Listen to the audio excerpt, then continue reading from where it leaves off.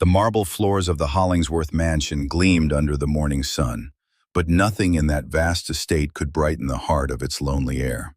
Little baby Adrian, the only child of billionaire Victor Hollingsworth, had everything money could buy: designer clothes, diamond-studded toys, even a nursery that looked like a page torn from a fairy tale. But every nanny who walked through those towering doors left in tears. Some were insulted, some were bitten, and many were spat on by the very child they were hired to love. The mansion staff whispered among themselves that Adrian was cursed, born with the same coldness that filled his father's world. But they were all wrong. What no one knew was that the baby wasn't cruel.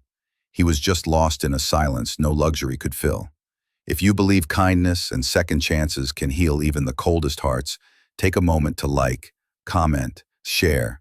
Victor Hollingsworth was a man who measured life in numbers, profits, shares, mergers, but never emotions. His wife, Mariah, had passed away during childbirth, leaving behind a son he didn't know how to love and a grief he buried beneath million-dollar suits.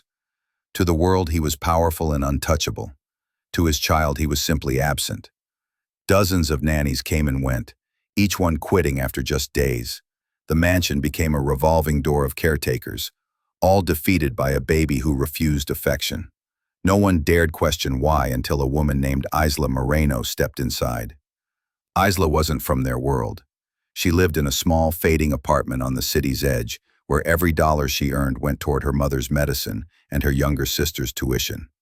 When she applied to be a maid at the Hollingsworth estate, she didn't dream of anything grand. She just wanted stability, a chance to work quietly, mop floors, and maybe afford a better life someday. Her first day was like stepping into another universe. Chandeliers that looked like falling stars, silence so deep it echoed, and faces that barely acknowledged her presence. She didn't mind. She had learned long ago that invisible people often carry the purest hearts.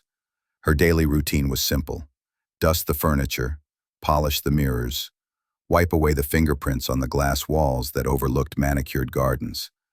But one morning, everything changed.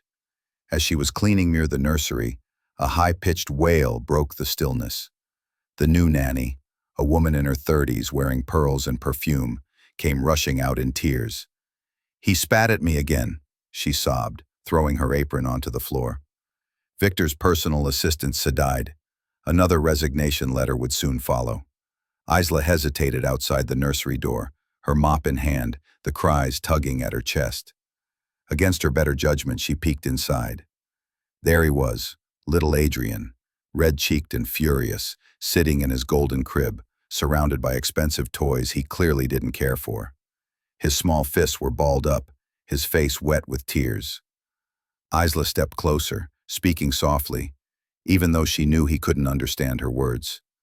"It's okay, sweetheart," she whispered, setting them up aside.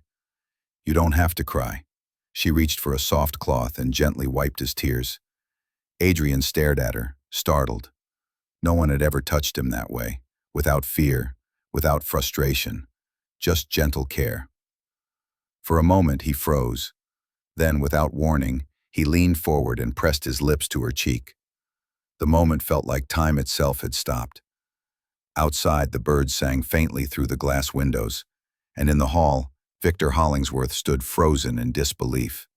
He had come to see why the new nanny was crying, but instead he saw his son, his difficult, impossible son, resting calmly in the arms of a cleaning maid. He rubbed his eyes, wondering if he was dreaming. The same child who spat on every caretaker had just kissed a stranger. Word spread through the mansion like wildfire. The staff couldn't believe it. The baby who hated everyone adored the maid. Victor didn't know what to make of it. That evening, he asked Isla to stay in the nursery a little longer. He stood silently by the doorway as she hummed an old lullaby her mother used to sing, watching his son's eyelids flutter peacefully. He felt something stir in him, something unfamiliar, something he thought had died the day Mariah did. Over the next weeks, Isla became a quiet miracle in that mansion. She never overstepped her role, never asked for more than what she earned. Yet every time she entered the nursery, Adrian's eyes lit up. He laughed for the first time, ate without fuss, and even reached for Victor one evening while Isla was nearby. It was as though her presence had unlocked something buried deep inside the child, a sense of safety, of love untainted by wealth or fear. Victor found himself watching her often.